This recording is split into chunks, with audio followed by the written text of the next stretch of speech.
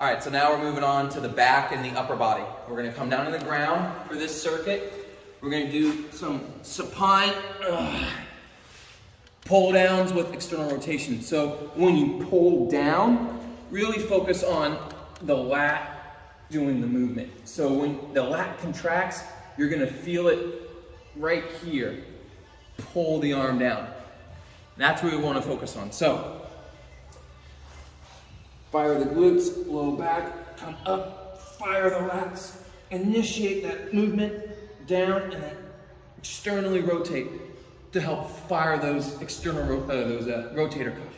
Then back down, fire the glutes, back up, fire the lats, push out external rotation.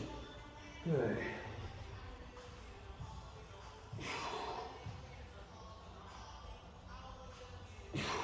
You're gonna go for 10 reps.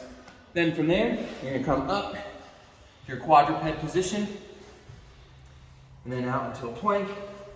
You wanna drill the earth with your hands. So roll the shoulders back and down, fire the lats, externally rotate the arms, see how it drills. Grip the earth, nice, good grip on there. Keep that core nice and tight. You're gonna tuck in, tuck out, push it. Tuck in, tuck out.